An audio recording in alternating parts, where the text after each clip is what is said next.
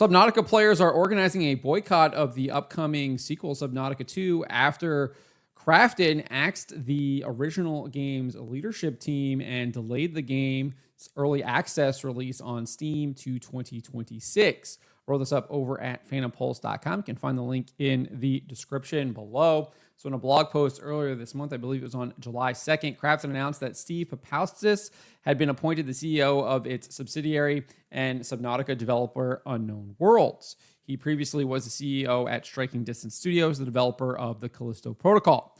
Along with announcing Papaustis as the new CEO, Krafton also revealed that he replaced the previous leadership team of Ted Gill, Charlie Cleveland, and Max McGuire.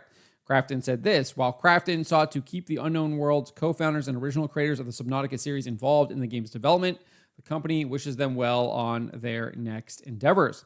It's unclear exactly why the original leadership team was removed, but the blog post hints that it might have to do with Krafton imposing a new review process, because they said in the post, as part of its oversight, Krafton is committed to achieving regular milestones to assess progress across its creative studios. These reviews, based on clearly defined metrics and targets, will help ensure that games meet both creative and quality standards. This process is essential to delivering the right game at the right time. Unknown Worlds' new leadership fully supports this process and is committed to meeting player expectations. So obviously, I might be reading a bunch into it, but when you're saying that the new leadership fully supports this process, I think it begs the question, was the old leadership not supporting the process, indicating that might be why they were removed, because they didn't like this new review process that Krafton was instituting.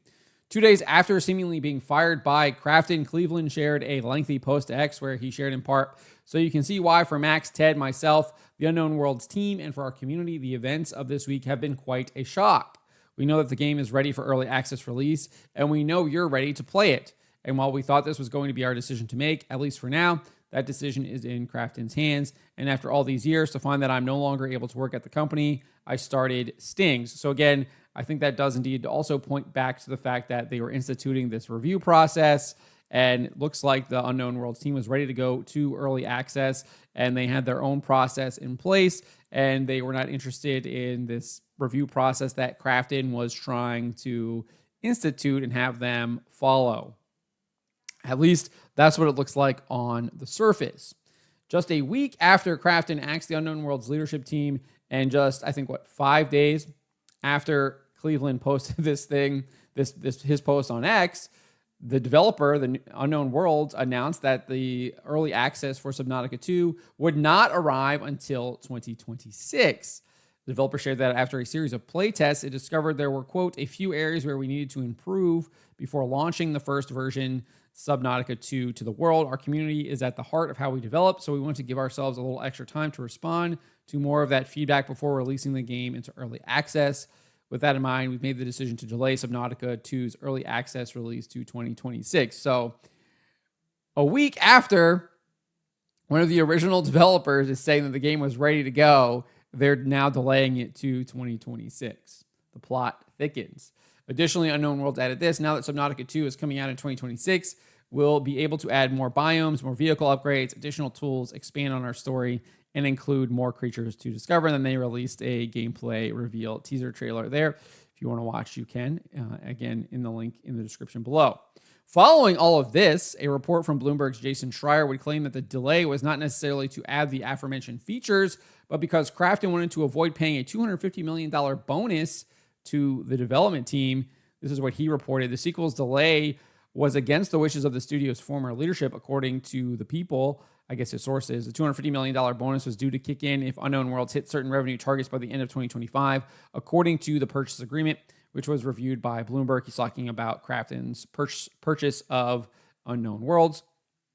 He goes on and saying, by delaying Subnautica 2 into next year, the company is unlikely to hit those targets, and therefore the employees may not be eligible for the payout, the People said. Schreier went on to claim that newly appointed CEO Steve Papaustis was asked about whether or not the delay was to avoid paying the $250 million bonus during an employee town hall after he took over as CEO. And he said, "It's a good question, and I would appreciate patience on this particular topic." He went on to add that the specifics of the potential bonuses were, quote, "beyond my current understanding at the moment." However, he did go on and say this: the desire of Krafton is to have the very best version of Subnautica 2 available for its early access.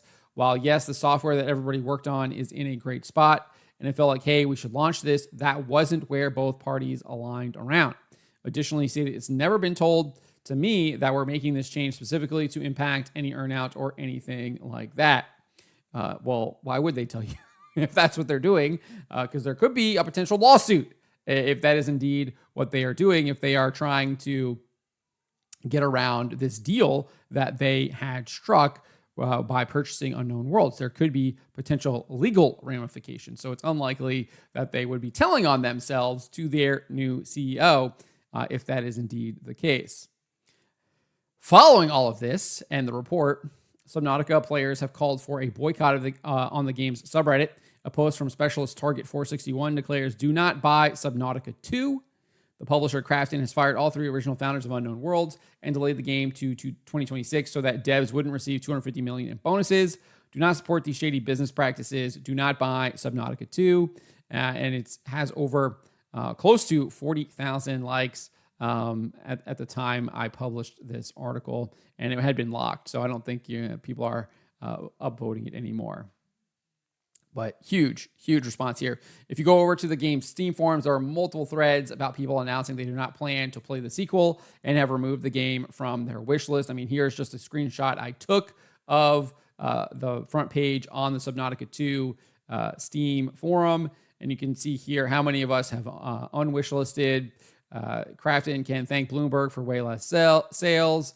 Won't be buying this game. Here's why. No, I don't think I will. Ignore Krafton Inc. on Steam. Boycotting. This other one says boycotting does not hurt Krafton. We all want to pin the delay on Krafton, but the fact is, wish list removal check. So basically calling for everyone else who's removed it from their wish list to like check in, and obviously also trying to encourage other people to remove the game from their wish list. Posting this order if you're still going to buy the game is another one. And then another one says goodbye Subnautica, and then another one like they got what they deserve. So you can see significant amount of pushback against the actions that Krafton has seemingly taken here, and gamers have called for a boycott and are clearly organizing on multiple forums to enact that boycott.